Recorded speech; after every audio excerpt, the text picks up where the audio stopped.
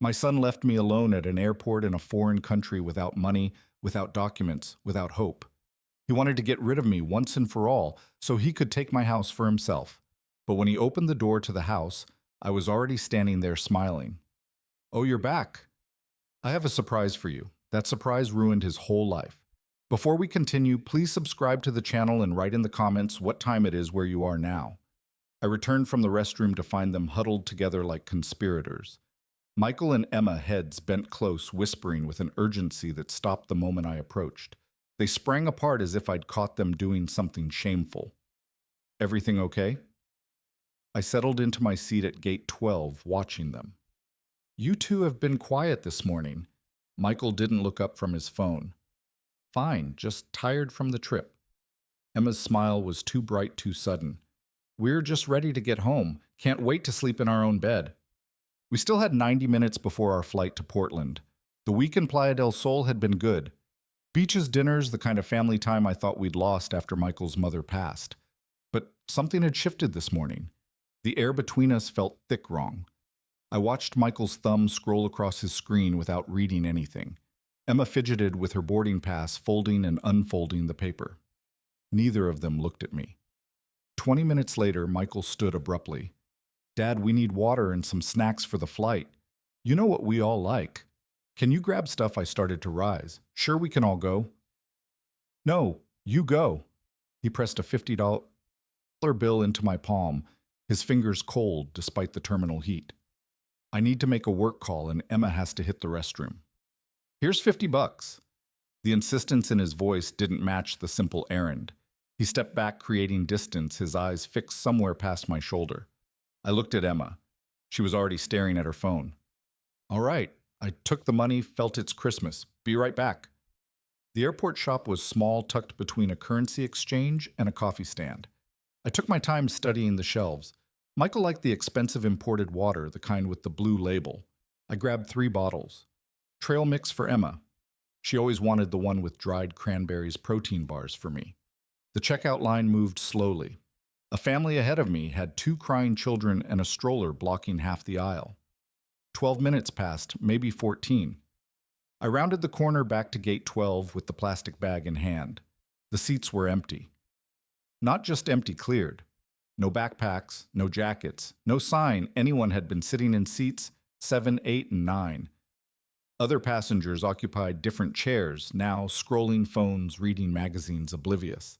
The bag slipped from my fingers. I yanked my backpack off my shoulder, hands shaking as I unzipped the main compartment. My spare shirt was there. Toiletry bag, nothing else. The inner pocket where my passport always stayed empty. I checked the side pocket. No phone. Front compartment, no wallet. My hands moved faster, checking every space twice. 3 times, hoping I'd somehow missed them. Nothing. Gone. All of it. I grabbed the shopping bag and half ran to the gate counter. A young woman in an airline uniform looked up from her computer. The couple sitting in 7 and 8. Did you see where they went? She typed something, eyes scanning her screen. Harper Party. They took the earlier flight to Chicago. Standby upgrades. Departed 20 minutes ago. Chicago. My voice came out louder than I intended. We're going to Portland. That's my son, sir. Their boarding passes were for the Chicago connection. The terminal tilted slightly. Chicago, not Portland, not home. Did they leave anything? A message. Her expression shifted from efficient to sympathetic. No, sir. I'm sorry. I walked back to the empty seats, sat down heavily, pulled out the $50 bill from my pocket. Still there, still crisp.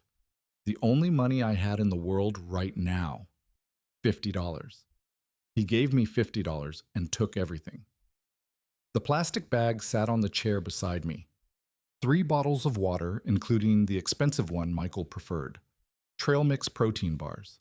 I'd spent $15 being thoughtful. $35 remained. I stood legs unsteady and made my way to airport security. The officer behind the desk had kind eyes and a tired face. My son took my passport. The words sounded absurd spoken aloud. My phone, my wallet, everything. He just left me here. Do you have any identification? Any way to prove who you are? I have nothing. $50 and a bag of water bottles. She wrote something on a form, asked questions. I answered mechanically. Names, addresses, flight numbers. She gave me a case number, suggested I contact the consular agency downtown. Her sympathy was genuine, but couldn't change the facts. I walked away from her office forms in hand that meant nothing without identification. The terminal stretched ahead. Shops, restaurants, gates full of travelers with phones and wallets, and futures planned beyond the next hour. I passed a family boarding their flight parents shepherding children, everyone accounted for, everyone belonging somewhere. My reflection in the massive windows showed a man alone. The backpack hung empty from one shoulder, the plastic bag dangled from my other hand. Behind my reflection, planes took off, rising into cloudless blue sky, their engines roaring promises of destinations and arrivals. One of them carried my son. I stood there watching them climb and disappear as something hard and cold settled in my chest, where trust used to live. The terminal sounds faded. Announcements, rolling luggage conversation. All I heard was silence and the question I couldn't answer, why I took a breath. Another. The shock lifted slowly like fog, revealing terrain beneath. Stranded. Yes. Helpless. No. The businessman in me, dormant these past years since retirement. Woke up. First identification. Second money. Third home.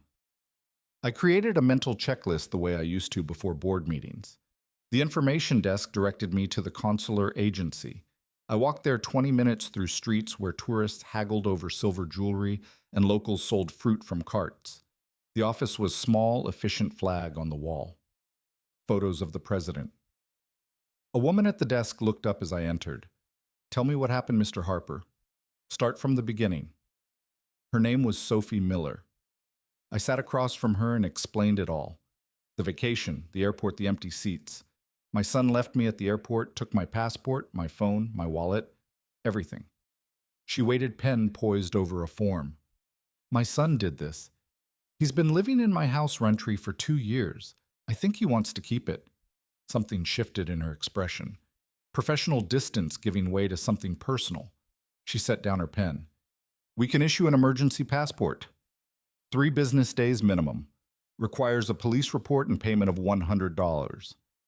I emptied my pockets on her desk. $35 local coins, a breakfast receipt from 3 days ago. The $50 bill. Sophie excused herself, returned 10 minutes later with paperwork and news. Payment deferred until I reached home. Emergency assistance fund would help with immediate needs. I'd pay it back. She could see that she said. 28 years doing this job taught her to recognize who would and wouldn't. You're not broken, she said, sliding forms across the desk. You're angry. Angry people find their way home. Outside the consular office, I sat on a bench, forms in hand. A woman approached Isabella from the airport information desk. I recognized her face. You have family to call friends. My son was my family. I have neighbors, but no way to reach them. She nodded slowly. Sometimes the people closest to us are the furthest away. My father's similar story. Different details, same betrayal. How did it end for him? He survived, built something new. You will too. She drove me to a hostel in her old sedan. $10 per night. Clean, safe. She refused the $5 I offered for gas. Her father had been abandoned once too, she said. Some betrayals cut deeper than others. The hostel room held 6 bunk beds and the smell of salt air and laundry detergent. I took the bottom bunk in the corner. My roommates, 2 backpackers, a construction worker from a nearby town, shared their dinner. Bread, cheese, fruit. The girl lent me her phone. I dialed my home number. It rang. No answer. Tried again an hour later. Again, still no answer. Where was Michael Day 2? I walked to the police station downtown. The officer took my statement through a translator. Passport stolen, phone, stolen wallet, stolen by my son. The officer's eyebrows rose at that last detail. Your son, he lives with you in my house. Yes, I let him stay there. And you believe this was planned? The tickets to Chicago instead of Portland. The timing. The standby upgrade. Yes, this was planned. He typed slowly. Printed the report, stamped. It handed it over with a look that said he was sorry, but this wouldn't bring anything back. That night, lying on the hostel bunk ceiling fan, clicking its steady rhythm overhead, the memory surfaced. Last month, Michael visiting more often than usual, being helpful, attentive. Then, Dad, we should update your medical directive just in case something happens. Simple form, just sign here. The document had been on his laptop screen. I signed with the electronic signature pad, trusting him completely. Never saw a printed copy. Never questioned it. The realization hit like cold water. That wasn't a medical directive. I sat up, startling the backpacker in the bunk across from me. What had I signed? Power of attorney, property transfer. The possibilities churned through my mind, each worse than the last. Day 3. I walked the streets of Playa del Sol, not tourist walking, purposeful, methodical. My mind worked through the problem like it used to work through business deals. What does Michael want the house? What does Michael think that I'm trapped here? What's his timeline? At least a week before he expects me home. That was my advantage. Surprise. Sophie handed me the emergency passport at noon, thin, temporary, but official. She also gave me an envelope, $500 cash from the Emergency Assistance Fund. Pay it back when you can. I found an internet cafe, $1 for 30 minutes. Direct $350. I booked it for tomorrow morning. Michael's flight went through Chicago. He'd mentioned meetings there. 2 days, maybe 3. I'd beat him home by at least 3 days. Back at the hostel, I made my own checklist. Document everything, change the locks, find that paper I signed. Get a lawyer, make Michael explain himself face to face, not revenge. Justice, there's a difference. The girl asked if I was all right. I was lying on my bunk, staring at the ceiling, probably looking grim. Maybe he doesn't want to know, she said, meaning Michael not answering my calls. That's what I'm counting on. He thinks I'm stuck here. He's wrong. The next morning, I boarded the flight to Portland. Economy middle seat between a mother with a sleeping infant and a teenager with headphones. My emergency passport rested in my shirt pocket, $200 in my sock. The plane taxied down the runway. Through the small window, Playa del Sol shrank beneath us. Beach hotels, the airport where everything changed. The wheels left the ground. I didn't look back. My mind was already in Portland, already at my front door, already planning the expression on my face when Michael walked in and found his father waiting. The seatbelt sign blinked off. The flight attendant began beverage service. Water, please. Free. Save every dollar. 3 hours and 40 minutes to Portland. Michael didn't know I was coming. The wheels hit runway concrete with that jarring thud that says you're home. The plane tilted as we brake engines roaring in reverse. Through the window, I saw Portland. Rain, dark clouds, evergreen hills, the familiar airport buildings. Home. But home was different now, not refuge battlefield. I waited while other passengers grabbed bags from overhead bins jostled toward the exit. Patient, methodical. I had time. Michael didn't know I was coming. The rideshare driver had a local team air freshener hanging from her mirror. Young woman, probably 25, chatty at first until she sensed I wasn't interested in conversation. She pulled up to the house 47 minutes later. I stared at it from the back seat. Pale blue Craftsman white trim. The porch. I rebuilt 5 years ago. The garden waiting for spring planting, $750,000 of real estate, my life's work, my security. Michael lived there, rent-free, and wanted to take it all. I paid the $30 fare, added $2 for tip-calculated generosity, and thanked her. Stood on the sidewalk with my nearly empty backpack looking at my own house like I was seeing it for the first time. David? I turned. Thomas Bennett emerged from next door, white hair catching the afternoon light, reading glasses pushed up on his forehead. He wore a cardigan despite the mild weather. You're back early. He walked toward me, expression cycling through surprise, confusion, concern. Where's Michael? Is everything all right? The questions came fast. Thomas had lived next door 12 years, retired history teacher, observant by profession and nature. He knew when something was wrong. I decided quickly. An observant neighbor was almost as good as a friend. They came back early. Different flight. I had some delays. Different flight. His eyebrows rose. That seems odd for a family vacation. Tell me about what you saw. When they were loading the car, we stood on the strip of grass between our driveways. Thomas adjusted his glasses. It was early morning 3 days before you were due back. Box's bags more than seemed normal for a vacation. I waved, but Michael didn't wave back. Seemed focused. Intense, maybe. Premeditated, careful, hidden. What time 6:30, maybe earlier, before most neighbors were awake? I filed this away. Thank you. If Michael comes by while I'm out, don't tell him you saw me. Thomas studied my face. Understanding dawned slowly. I haven't seen you. You're still in the foreign country as far as I know. Exactly. I retrieved the spare key from its hiding place. The fake rock near the rhododendrons my wife planted 20 years ago. My fingers remembered the motion. Unlocked the door. Disarmed the security system. Code unchanged, which meant Michael expected no interference. Stepped inside. The house smelled stale, closed up, unaired. I moved through rooms with increasing speed. Living room grandfather clock missing from the corner where it had stood for 30 years. Dining room silver service gone from the china cabinet, leaving gaps like missing teeth. My bedroom, the jewelry box my wife left me emptied of her rings and bracelets. The study my luxury watch collectible worth $3,000, not in its case. The vintage camera absent from its shelf. Each missing item was a small theft. Together they formed a pattern. Michael didn't just abandon me. He robbed me first. My home office occupied the converted sunroom, desk facing the window overlooking the garden. On the desk centered perfectly lay a manila folder. I opened it. Legal documents, official seals, notary stamps. The top page read Deed of Gift in bold typeface. I scanned quickly.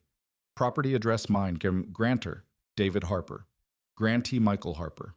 Consideration, love, and affection. Date. 4 weeks ago. My signature at the bottom. Witnessed, notarized.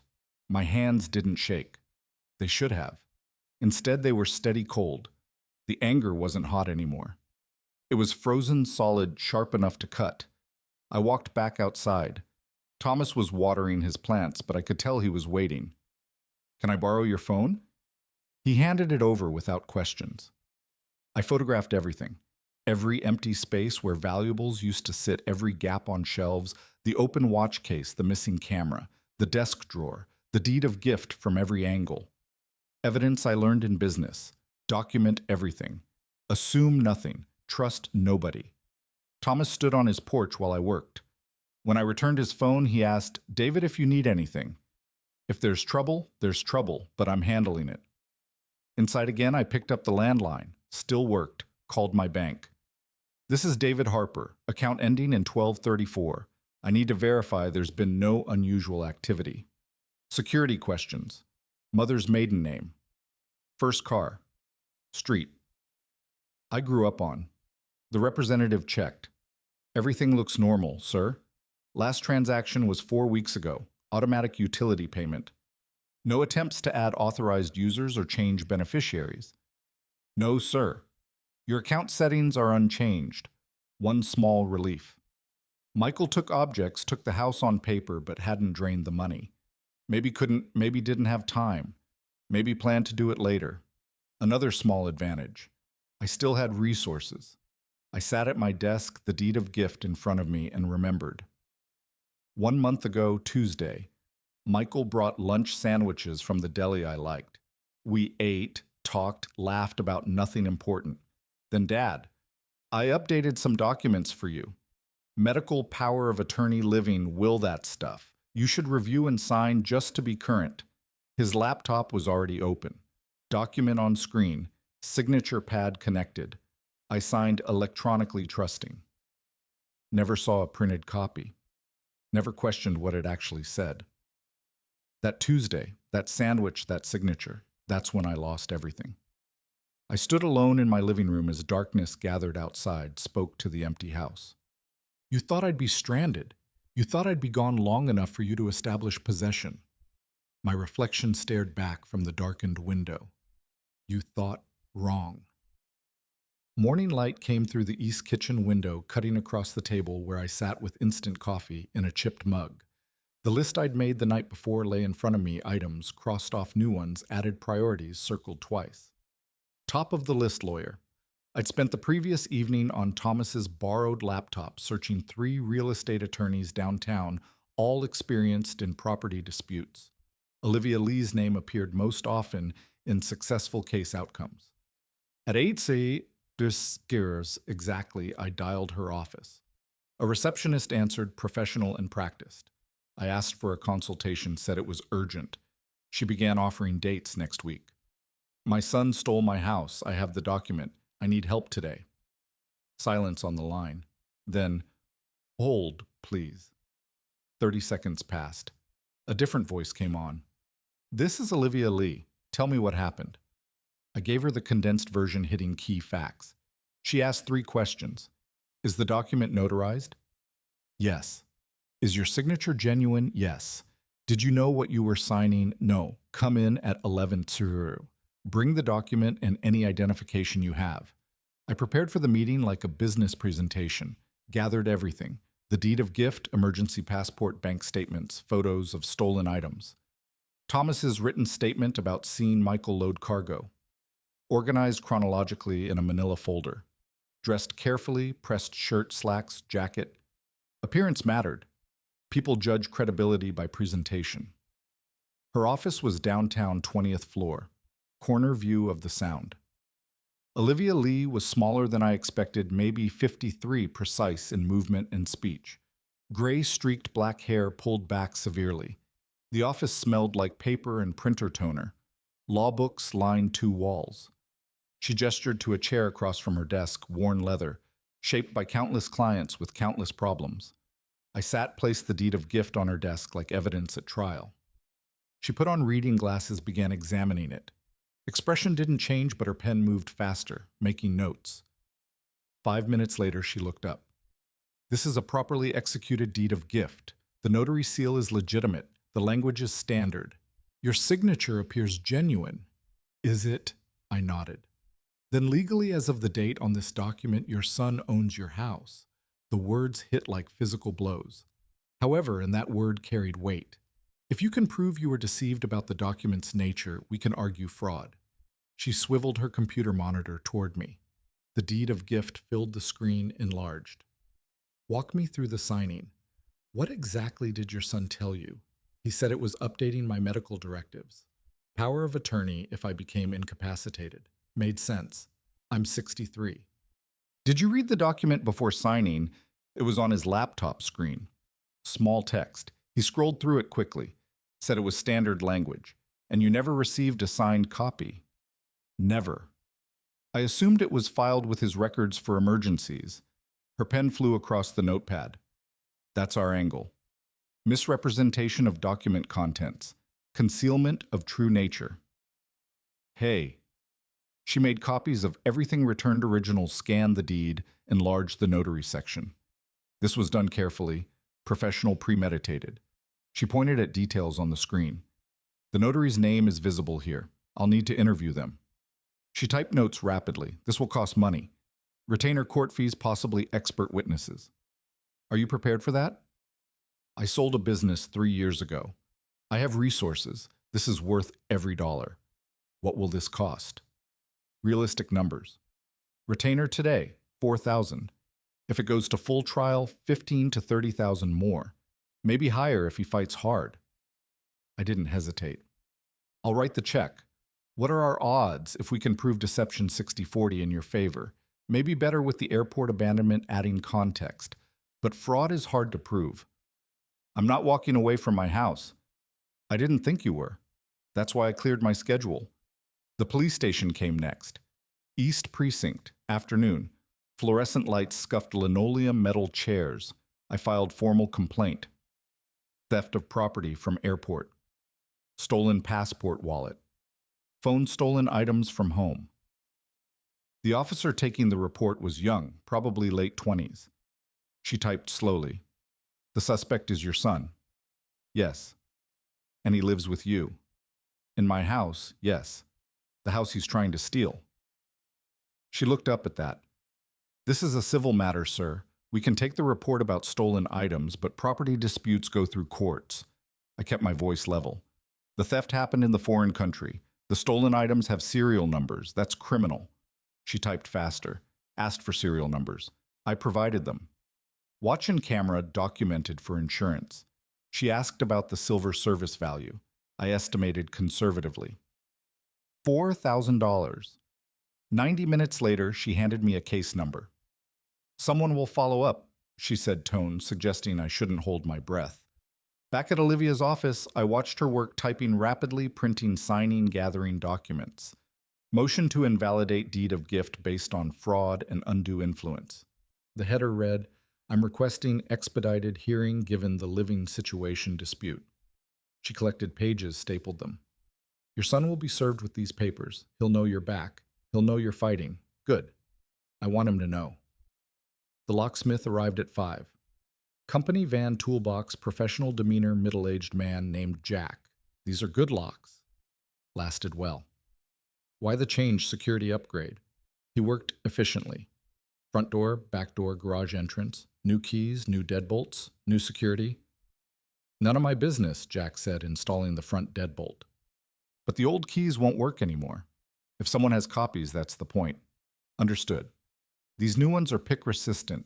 Better protection. $250. I paid without hesitation. Money well spent. Jack handed over 3 sets of keys. Old locks are disabled.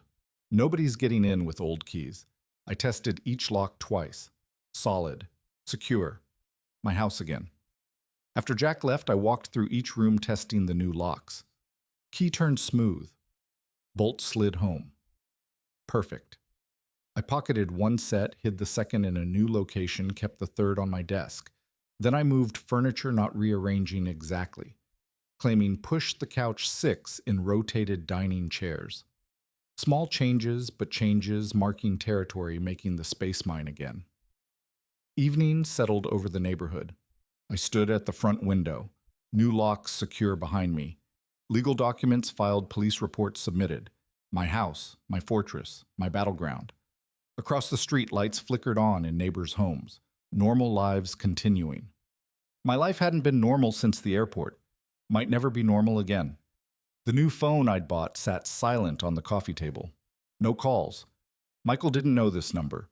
Michael thought his father was still in the foreign country, helpless, abandoned. Wrong. 6:47 p.m., 8:47 in Chicago. Was Michael at dinner in a hotel planning his return to his house? The uncertainty bothered me less than it should. I'd established position, changed the field.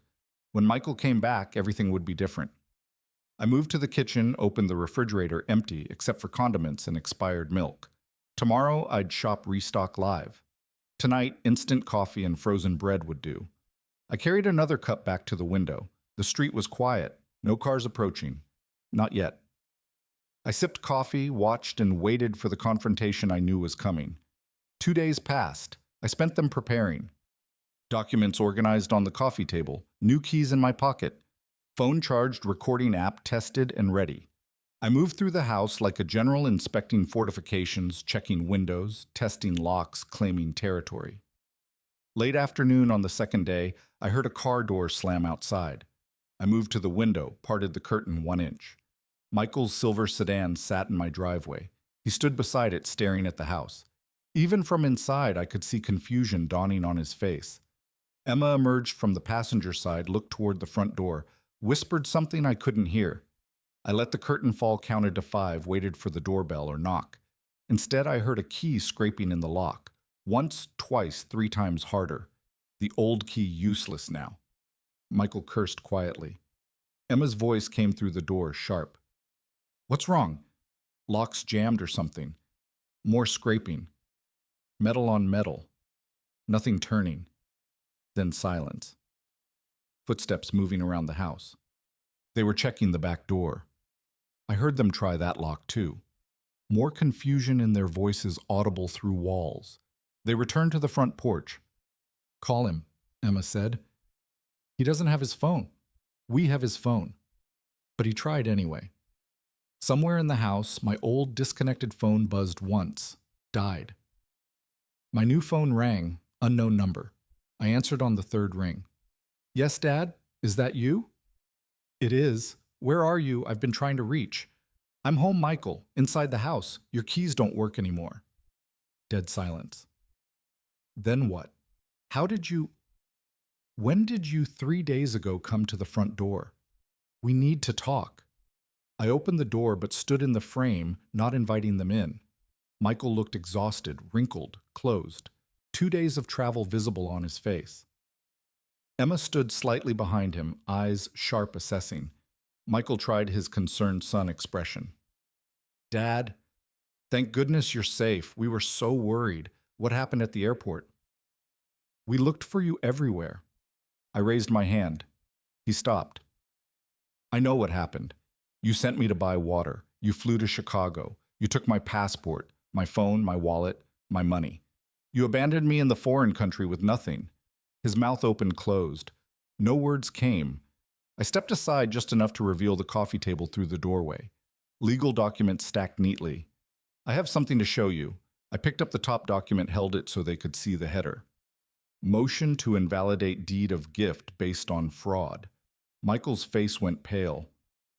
That document you had me sign, the one you said was a medical directive. It wasn't. It was a property transfer. You stole my house on paper before you abandoned me in another country. Emma's hand gripped Michael's arm. Her voice came out ice cold. We need a lawyer. Michael recovered. His voice hardened. That deed is legal. My lawyer already reviewed it. Your signature properly notarized, legally binding. This house is mine. You're the one trespassing. He pulled out his phone. I'm calling the police for unlawful occupation. I didn't flinch. Go ahead. Local Police East Precinct already has my report. Case number 123456. Theft in Playa del Sol Airport. Stolen items from this house before the trip. Collectible watch. Vintage camera, silver service. Your neighbor saw you loading boxes. His finger hovered over the phone. Didn't dial. You reported me. I reported theft criminal acts. The police have your name, your description, your flight information. Call them. See what happens. I pulled out my own phone, showed the screen, red recording dot visible. This conversation is being recorded. The state is a two-party consent state, and I'm informing you now. Everything you say from this point is documented. Michael's phone lowered. Emma tugged his arm, whispered something urgent. This isn't over, Michael said. No, it's not. But it's not going the way you planned. They walked backward off the porch, down the steps toward their car. Michael kept looking back at the house, at me, at what he thought he'd claimed. I stood in the doorway until they were in the car, until they were backing down the driveway, until they were gone. Then I closed the door. The new lock clicked solidly. I leaned against it, breathing slow and steady. First round mine. Through the window I watched their car disappear. My hands were steady, but my heart pounded, adrenaline catching up now that the confrontation was over. I walked through the house, checking doors and windows from habit. All secure. In the kitchen I poured water, drank it standing at the sink. The house was quiet again. My phone buzzed. Text from Thomas. Saw them arrive and leave. You okay? I typed back, fine, thank you. He didn't ask more. I didn't elaborate. I returned to the living room, gathered the documents from the coffee table, filed them back in the folder. Motion to invalidate police report. Bank notifications. Locksmith receipt, paper trail of resistance, paper trail of war. My phone rang. Olivia Lee's office. I answered, expecting questions about the confrontation. Instead, her paralegal's voice. Mr. Harper, we've received notice from opposing counsel. Michael Harper has retained representation. Attorney named Jonathan Clark specializes in property disputes. He's filed a counter motion asserting the deed's validity and requesting immediate possession pending court decision. I sat down. The battle had truly begun. 3 days after the confrontation, I sat in Olivia's office for a strategy meeting. She slid a thick document across her desk. Jonathan Clark is thorough. He's filed for expedited hearing on possession, claiming you're unlawfully occupying your son's property. The irony wasn't lost on either of us. I read the motion.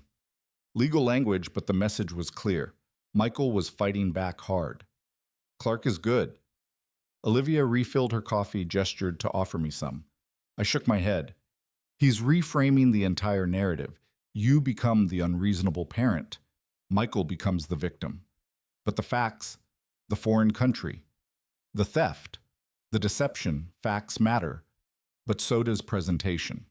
He's separating the criminal allegations from the property dispute, making it look like you're using criminal complaints to relitigate a gift you regret. Oh, that's not what happened. I know. The judge will decide if she knows. That's why we need more evidence. Direct evidence of fraud at the signing. She walked me through Michael's strategy. Clark is arguing you made a valid gift, fully informed, properly executed.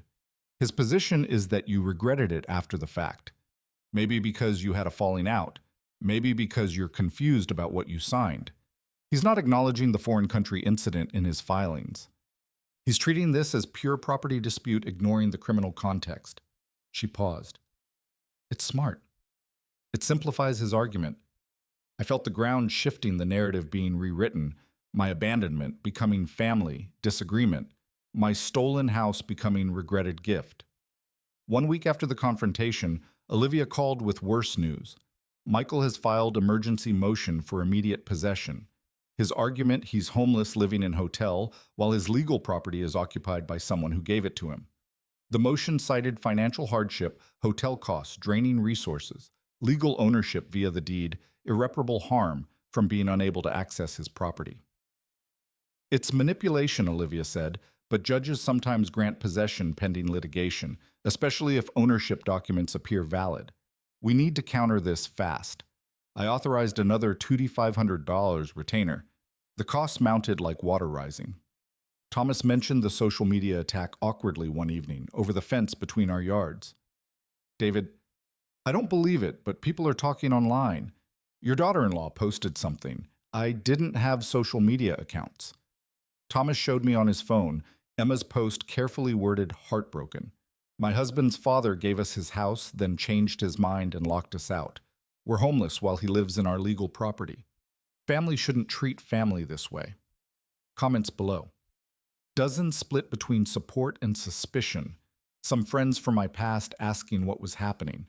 My privacy invaded. My reputation attacked. Should I respond? Explain. I asked Thomas. Talk to your lawyer first. Anything you say publicly might be used in court. So I stay silent while she lies. Sometimes silence is stronger than arguing. People who matter will wait for the truth. 2 weeks into the legal battle, Olivia scheduled a financial discussion. She spread expense projections across her desk. Initial retainer, $4,000. Additional filing fees and discovery, $2,500 already spent. If this goes to full trial depositions, expert witnesses, court time, we're looking at $30,000 to $50,000 total. Maybe more if Clark drags it out. She met my eyes. I need you to understand what you're committing to. This is mortgage money, retirement savings money. Michael is betting you'll settle rather than pay these costs. I looked at the numbers. My business sale netted enough. But watching savings drain hurt differently than expected. And if I settle, give him something to walk away. Depends what you offer. But settling rewards theft, and Michael smells blood now. He might demand unreasonable terms. So fight or surrender. Those are the options in any war. I met with my financial advisor, Patricia, who'd managed my retirement investments for 8 years. She ran numbers, showed me scenarios. 50,000 over 6 months sustainable. 80,000 over a year damaging but not destroying. The question, she said carefully, is whether winning is worth the cost, even if you keep the house. I didn't answer immediately. Later alone. I thought, yes, it is. Jonathan Clark called 2 weeks in. First settlement overture. Mr. Harper, I'm calling to see if we can resolve this without lengthy litigation. My client is willing to lease the property back to you at reasonable rate until you find alternative housing. The property is mine. I'm not leasing my own house. The deed says otherwise. I'm trying to find middle ground here. The deed is fraudulent. There is no middle ground between ownership and theft. His tone cooled. Then we'll see you in court. I began documenting everything obsessively. Daily log of events, timeline of interactions, financial records showing house payments and ownership history, photographs of missing items. I converted the guest bedroom into a war room. Documents organized and labeled folders. Timeline posted on wall. Legal filings filed chronologically. If this was battle, I'd fight with information. 2 weeks into this phase, I sat in my living room surrounded by legal documents, bank statements showing depleted retainer Olivia's cost projections, Michael's counter motions, Emma's social media attacks the weight accumulated. I allowed myself 5 minutes of doubt, wondered if settling would be easier. Then I remembered the airport, the empty seats, the missing passport, the $50 bill, the calculation in my son's betrayal. The doubt hardened back into resolve. I'd see this through. 4 days after hiring Rebecca Wong, I met her at a coffee shop downtown. Neutral ground, her preference for initial findings discussions. She arrived with a tablet and manila folder, ordered black coffee, wasted no time. Your son is drowning, she said without preamble. $35,000 in credit card debt across 6 cards, maxed out 3 in collections, 1 threatening lawsuit. He's been dodging calls for months. She opened the tablet, showed me spreadsheets. Red dominated the screen overdue delinquent collections. Started 18 months ago. Lifestyle inflation, expensive dinners, designer purchases, vacations. Emma posted about last year. Income couldn't support spending. She swiped to another screen. Then the debt spiral, minimum payments, missed interest compounding, balance transfers at predatory rates. 6 months ago, one creditor filed intent to sue. That's probably when he started planning this. She looked at me directly. The house wasn't greed, it was desperation. So he took my house to pay his debts. Tried to. The vacation timing leaving you stranded, that was about establishing possession before you could interfere. But I came back early. Best decision you made. Another week and he'd have changed locks. Moved in. Claimed adverse possession while you were stuck in the foreign country. Rebecca produced more evidence. Emails from 3 different real estate agents, all contacted in February. Subject line on all 3. Property evaluation request. He sent your address. Described the house, asked for market analysis. She showed me the responses. 700,000 estimate, 750,000, 725,000 average, 725,000. He was shopping your house while living in it before you signed anything before the foreign country. This proves planning. I read the emails twice. Cold calculated preparation. My son priced my home like merchandise. There's more. Rebecca said this part's legally gray. Data broker internet search records technically purchasable, but courts might question it. She showed me anyway. Search queries for Michael's IP address. Timestamp January and February.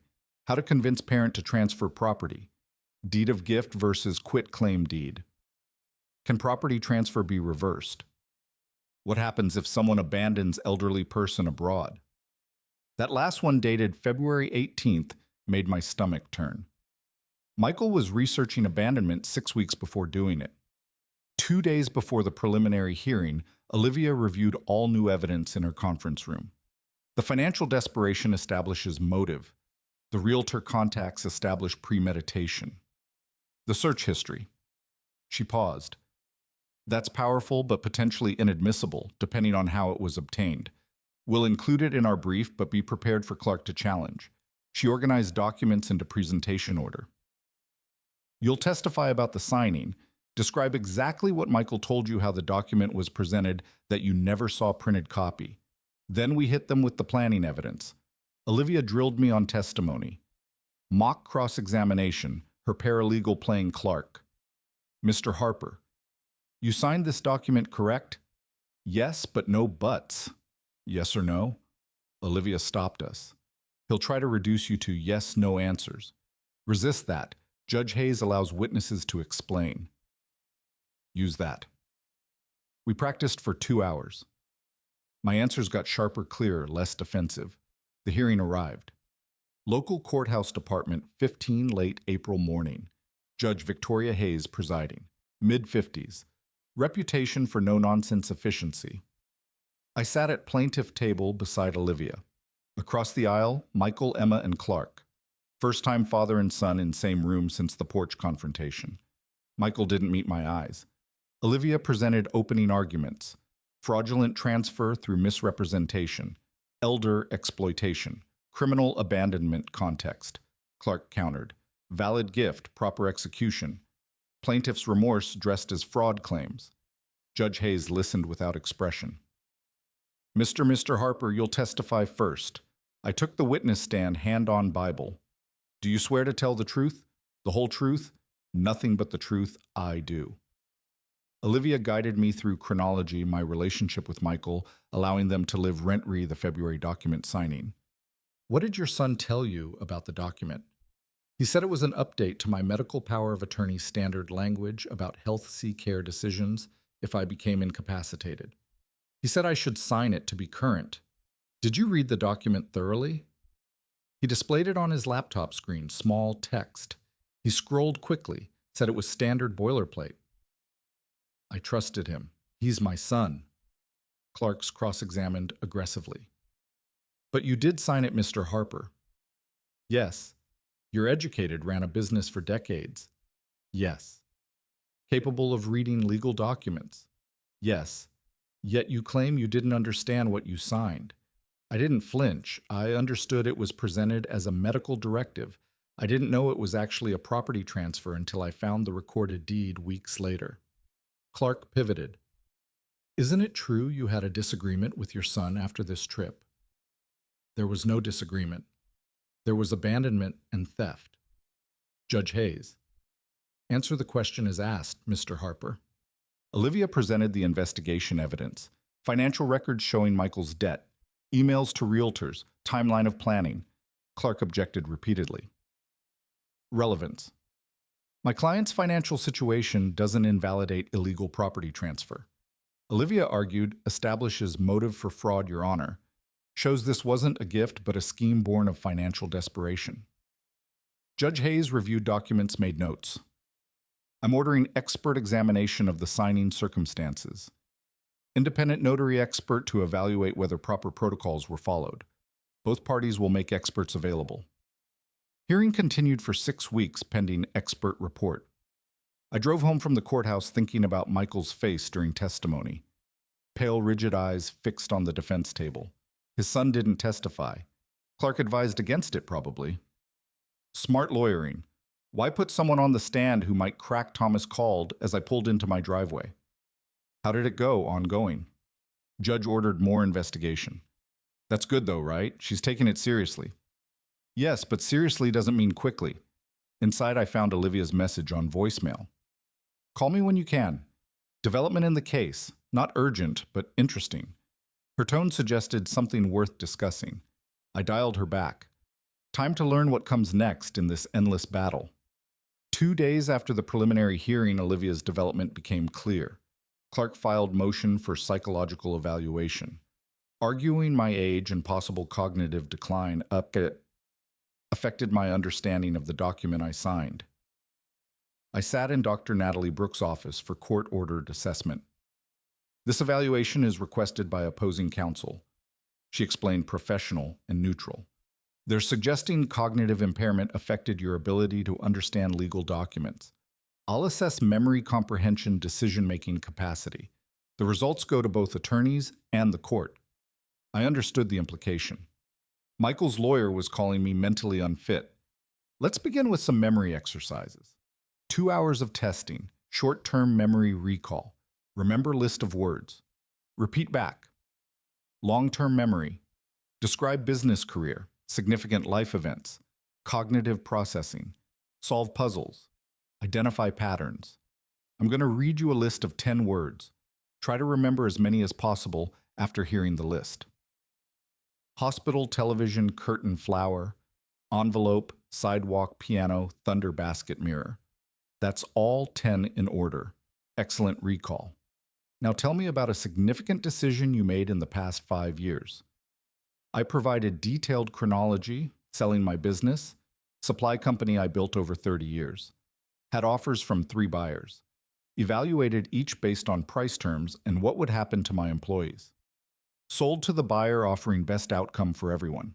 Closed in September 2022 for net proceeds of $400,000 after taxes. Dr. Brooks wrote notes. Detailed memory clear reasoning process. Good. 1 week later, Olivia called. Dr. Brooks's report is in. You're officially mentally competent. She read excerpts. Subject demonstrates intact memory function, Normal cognitive processing for age-clear decision-making capacity. No signs of dementia or significant impairment, fully capable of understanding legal documents and making informed choices. Clark tried to paint you as confused old man. This demolishes that narrative. Rebecca Wong called the same day. Coincidence, but fortunate timing. Found your notary. Henry Wilson. Freelance, works from home office. I did informal interview. He got talking. She paused for effect. Michael paid him $200 cash to notarize your signature at a coffee shop. Not his office, not your home, a coffee shop. Henry admits he felt uncomfortable, but needed the money. That's a violation of notary protocols. Olivia and I met Henry Wilson 3 days later at his small office in a suburb. Henry was nervous. Mid-40s, thinning hair, apologetic demeanor. I shouldn't have done it that way. Professional notaries should work from proper office, verify circumstances. But Michael said his father was too ill to come to my office. Had mobility issues. Could I meet them at a convenient location, paid cash up front? I needed the work. He shifted uncomfortably. When I got there, you seemed perfectly healthy. Walked in fine. Ordered your own coffee. I wondered about the story. But Michael rushed everything. My dad has appointment after this. We're short on time. I notarized quickly. Felt wrong. Olivia prepared his statement with legal precision.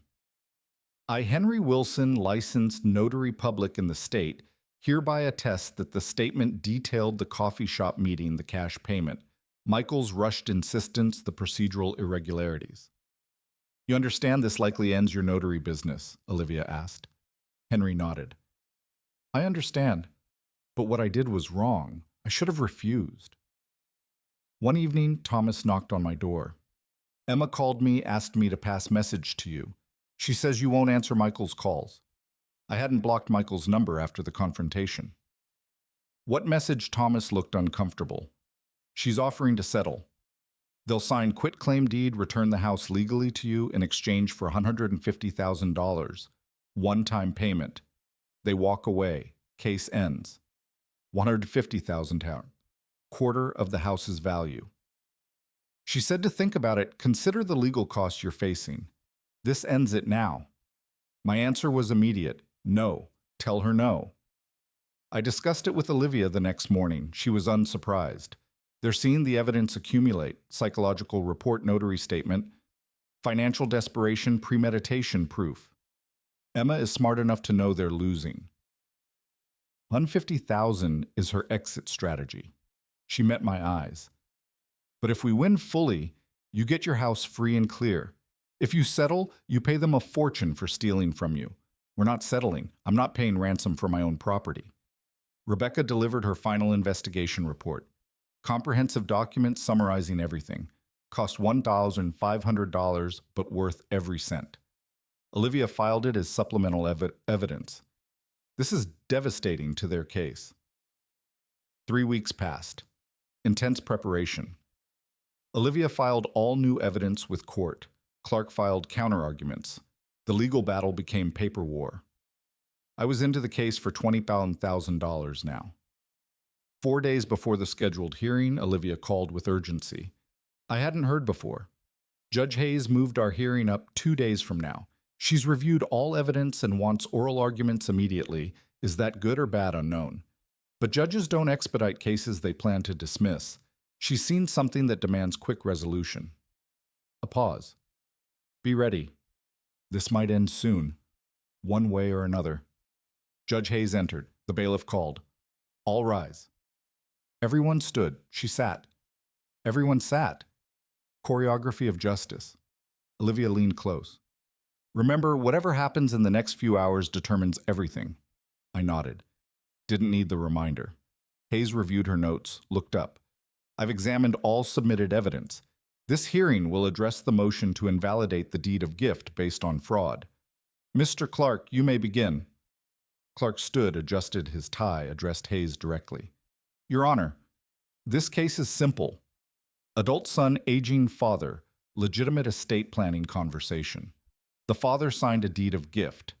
His signature verified genuine, properly notarized. Now, months later, after a family disagreement, he claims fraud. He gestured dismissively toward Olivia's evidence stack. Financial difficulties don't prove fraud. Pre-planning doesn't prove fraud. Family conflict doesn't prove fraud. The deed stands on its legal merit. He sat down confident, too confident. Olivia Rose picked up Henry Wilson's statement. Your Honor, the notary's sworn statement details procedural violations that invalidate the notarization. The signing occurred at a coffee shop, not proper office. Mr. Wilson was paid $200 cash unusual for services typically costing $50. He was told Mr. Harper had mobility issues and couldn't travel. Demonstrably false. She picked up another document. The defendant contacted 3 real estate agents before the vacation requesting property valuations. Before his father signed anything, he was pricing the house like merchandise. That's not estate planning. That's theft planning. Hayes leaned forward. Mr. Clark, how do you explain your client paying 4 times normal notary fee for services at an unusual location? Clark stood. Perhaps he wanted to accommodate his father's schedule, Your Honor. The fee reflects convenience. Hayes's expression showed skepticism and the false statements about mobility issues. Clark hesitated. I'd need to confirm those allegations with my client. Hayes turned to Olivia. Miss Lee, fraud is difficult standard. Preponderance of evidence requires showing Mr. Harper was actively deceived about document contents. Can you meet that burden? Olivia nodded. The notary will testify Mr. Harper was never told the document's true nature. The defendant rushed the process, controlled the presentation, never provided signed copy for review. Clark called Michael to the stand. Risky move, but necessary to counter my narrative. Under direct examination, Michael maintained his story. I showed my father the document, explained it was transferring the house. He understood. He wanted me to have security. Olivia's cross-examination was surgical. You told the notary your father had mobility issues. I said he preferred not to travel that day. Did he have mobility issues? Not exactly, but yes or no? No. You paid $200 cash for notarization. I wanted to ensure quality service. Did you tell your father the document was a medical power of attorney? Michael paused too long. I may have mentioned medical planning in the conversation. May have or did. It was part of broader discussion. You're not answering the question, Mr. Harper. I watched my son's face, saw the Tell's hand touching nose when he hedged eyes darting to Clark when asked direct questions, voice rising defensively. He was lying under oath badly. Hayes called brief recess. Olivia received a phone call, requested permission to approach bench, spoke quietly with Hayes and Clark. Return to me. Police executed search warrant on storage unit rented in Michael's name. Found your watch camera, silver service. Everything you reported stolen. Validation and anger simultaneously. Physical proof. Criminal evidence. When court reconvened, Hayes addressed both parties. I've been informed that items allegedly stolen from plaintiff's home have been recovered from defendant's storage unit. This adds criminal dimension to civil case. Prosecution will receive full referral. Michael's face went pale. Emma grabbed his arm, whispered urgently. Clark requested sidebar, argued briefly at bench. Hayes shook her head, gestured them back. Clark returned looking defeated, whispered to Michael, who slumped in his chair. I knew that posture, the collapse of someone whose last hope just evaporated. Hayes delivered her ruling without dramatic pause. Based on evidence presented, this court finds by preponderance of evidence that the deed of gift was procured through fraudulent misrepresentation. The notarization violated standard protocols. The defendant's testimony contained material inconsistencies. She paused. The pattern of premeditation combined with subsequent abandonment in the foreign country and theft of property establishes intentional scheme rather than legitimate gift. The deed is hereby declared null and void. Title remains with plaintiff David Harper. All stolen property must be returned within 48 hours. I'm referring criminal matters to the local prosecutor's office for potential charges. The gavel fell. Case decided. I drove home in afternoon sun. The house was mine again, legally, officially, permanently. Pulled into the driveway, sat in the car for a moment. Same house I returned to weeks ago after the foreign country, but different now. Vindicated, protected. Mine, Got out, walked to the front door, inserted my key. The new key Michael couldn't use, turned it, stepped inside. The house smelled like home. Not triumph, just home. Through the window, I saw Thomas's porch light on. Walked over, knocked. Thomas opened, saw my face, understood immediately. You won. I won. We sat on his porch drinking whiskey Thomas saves for special occasions. Talked about baseball, about his garden plans, about the neighborhood. Normal conversation. After months of abnormal, normal felt extraordinary. I walked home under streetlights, entered my house, locked my door with my key, stood in the quiet living room. Tomorrow, the aftermath. Tonight, just peace. 2 days after the ruling, I drove to local police evidence facility to collect my stolen items. Sterile government building, fluorescent lights, bureaucratic forms. An officer brought out a plastic bin labeled with my case number. Inside, my grandfather's luxury watch face, scratched but running the camera, vintage leather case, worn but intact silver. Service, wrapped in evidence bags, tarnished but restorable. I signed the receipt form, carried the bin to my car carefully, as if transporting something fragile. Home again. I unwrapped each item. The watch first, wound it, listened to mechanical tick, resume set. Correct time, placed it in its case on my dresser where it always lived, the camera next. Check mechanism. Shutter still worked, returned it to shelf in study. Silver service required polishing. I spent an evening with silver cleaner and soft cloth, removing tarnish, restoring shine. Methodical work, meditative. Each piece cleaned was a piece of my life restored. Olivia called with news. Hayes issued judgment order. Michael and Emma are jointly liable for $10,000 reimbursement of your court costs, compensation for emotional distress, and damages for property theft. Can they pay? Her laugh was humorless. They can't pay their current debts. This judgment goes to the back of a very long line, but it's on their record. Permanent mark. I didn't need the money. I wanted the accountability. 2 weeks later, the prosecutor's office called. Assistant prosecutor named Matthew Davis sounded young and overworked. Mr. Harper, we're offering your son a plea agreement. Plead guilty to theft and attempted fraud. Receive 2 years probation restitution to you and community service. No jail time given his lack of prior record, but conviction on his record permanently. I don't want revenge. I want accountability. If probation accomplishes that, accept the plea. Davis sounded relieved. Thank you. Some victims push for maximum punishment. This is proportional. Proportional. The word felt right. I met with estate attorney Peter Adams in a suburb. You want to ensure your son can never inherit this property. I nodded. Never. Not if I die tomorrow. Not if I die in 30 years. Peter drafted new will on his computer. Clear language. I explicitly disinherit my son, Michael Harper, from any claim to my estate. Upon my death, my house shall transfer to the local housing charity to be used for low-income elderly housing. I signed, feeling strange peace. My son tried to take everything. Now gets nothing. Not as punishment as protection. Olivia delivered final bill in person. Professional courtesy, one last meeting to close the case. $18,000 total. I absorbed some research costs and reduced my hourly rate for the final month. I wrote the check without hesitation. You saved my house and probably my sanity. Worth every penny. She smiled slightly. Most clients complain about legal fees. Most clients don't have sons who try to steal their homes. Early August, warm Portland evening. I sat on my front porch with iced tea reading newspaper.